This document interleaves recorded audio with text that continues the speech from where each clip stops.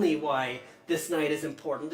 It's not important only because it's a little break in the hectic pace of life. Anyone grateful for a little break in the hectic pace of life? I think Christmas Eve around 6 p.m. is my favorite time of year because all the stores are closed.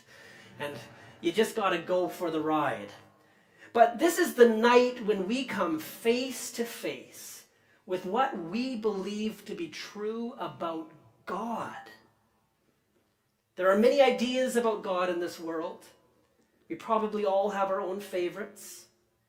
Christmas challenges these views and encourages us to meet God in a new way, as one would meet a newborn baby. Has anyone ever met a newborn baby before? Who wouldn't want to meet a newborn baby? Who wouldn't want to meet God in a new way? I suppose the answer to that question is conditioned by how we might imagine God, how we might view God. You know, there are views of God that suggest that God is a distant God, that God is just way out there somewhere. He wound the clock and now he's on holiday. He's benevolent, of course, but nevertheless distant. Christmas suggests something else. It suggests that God is not way out there someplace, but is very near to us. There are views of God that suggest that God is invisible, that no one can see God. Instead, God is like a spirit or a ghost, and even worse, one of those ghosts that say boo. Christmas suggests something else. It suggests that God is not invisible, not a ghost, but has been revealed to us in flesh and blood. You know, there are views of God that suggest that God is a partisan God, that God likes this group, but not that group, that God has sides and takes sides, and that when it comes to God, that there are losers and there are winners. Christmas suggests something else.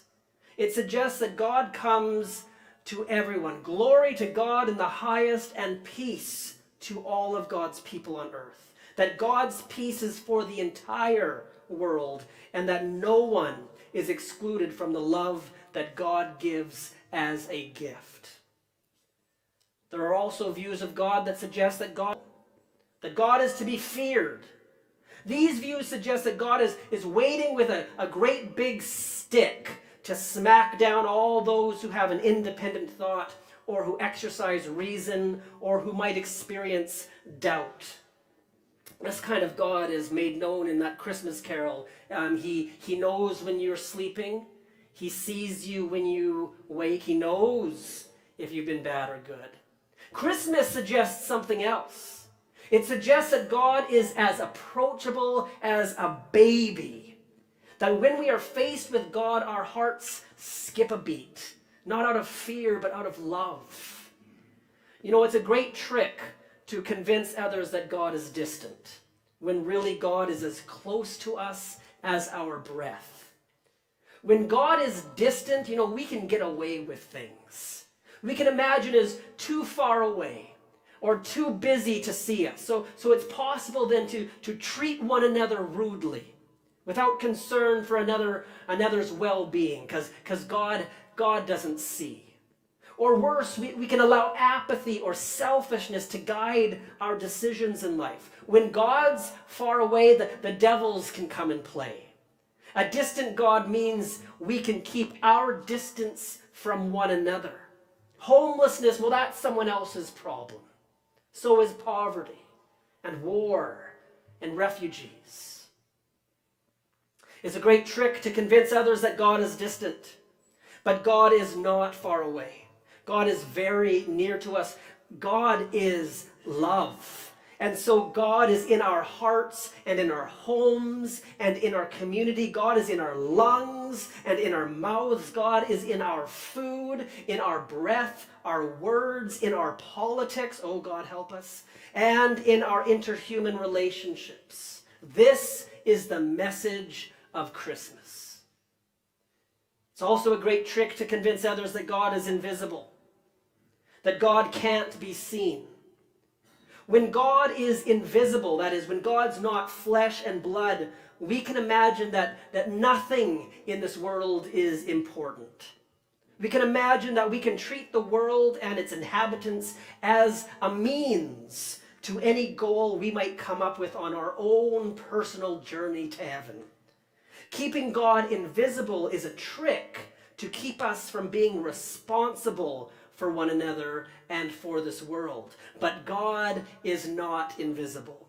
At Christmas, God has become flesh and blood, and in that act has sanctified every facet of life, from birth to death. All life is holy, even shepherds and stables, mangers, because God is flesh and blood. This is the message of Christmas.